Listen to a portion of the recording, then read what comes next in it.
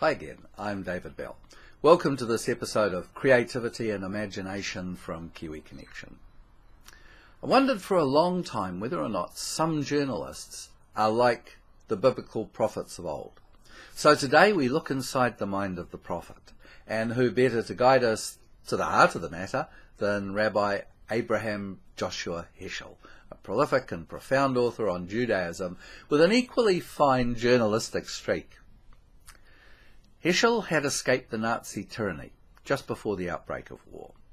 In America, he became aware all over again of the evil of a wicked and demeaning racism.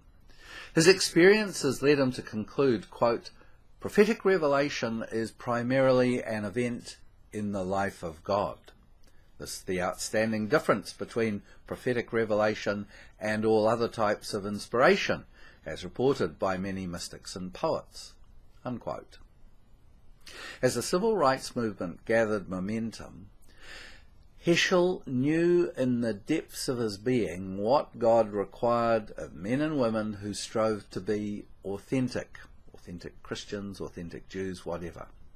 Hence, Heschel the rabbi joined the activists like Martin Luther King as they strode for human rights in the long marches from Selma to Washington.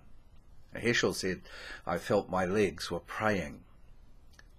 Did the spirit of his murdered mother, murdered sisters, murdered friends, acquaintances, and fellow Polish Jews, did they walk with him? Yes, I believe so. As one who had witnessed the entire eradication of a civilization, our theme of Poland, their customs, their ways, humour, insights, their universities, their synagogues, he not only had the right, he had the duty to pronounce on America's shame. Moreover, he was impelled to pronounce not like a fire and brimstone preacher, but like a statesman of God. Here in Kiwi Connection we have those who write and witness to the shames of our own country. No more so than David Hill, a journalist by trade. He challenges the church to take principled stands. In his own words, quote, "In general terms, I live to make a difference. So if my writing can achieve that, that's a bonus," unquote. I asked him, where does the church offer hope? And he said, the church or perhaps individuals offer hope. For example, in the new initiatives and ideas being developed here in Christchurch post-earthquake, through the kiwiconnexion.nz website, the River of Life project, the West Papua group, and the Let the Children Live campaign, unquote. David's a creative writer who blends his insights with a willingness to explore other options. He's taken principled stands, but always with the heart and mind of the prophet. As Heschel said, quote, "To the prophets, wonder is a form of thinking. It never ceases. There's no answer in the world to ultimate amazement," unquote. There are those Christians who think the church has no business meddling in politics. That view can only be the result of never ever having read the Bible with an iota of understanding or common sense. Prophets always take a stand, always call on people to take a stand. They are not necessarily applauded.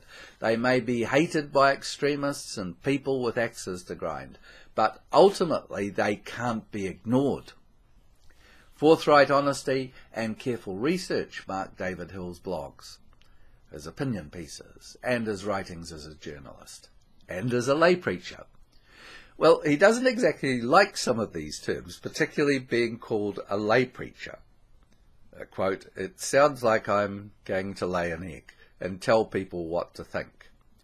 I write when I have something to write. I reflect when I've something to reflect on. And I speak when I've got something to say," unquote.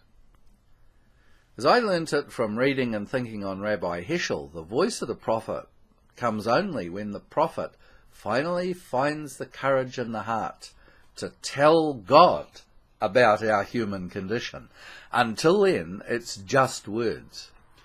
But in humility, David Hill stakes his place on the ground and addresses God. "Thus saith the people," the neglected people, the poor people, the people whom God has left without hope. It's a lonely calling, because as Heschel noted, in speaking of God, we have faith and a sense of presence, but no image. In David's own church, the Methodist Church of New Zealand, the powers and authorities would rather the prophets took down their signs, put away their megaphones, let the power pack run dry on their communication devices, to leave the church alone, to dwindle away to a comfortably rich non-existence. Heschel's insight remains as the counter to this. The prophet doesn't apprehend or see or even seek a vision of God. Rather, God apprehends and sees and seeks the prophet. And that human knows that he's apprehended, seen, sought. The prophet's truth is the reproach of God. Join me next week for the final in our series, Creativity and Imagination in Christian Ministry. And thanks for watching.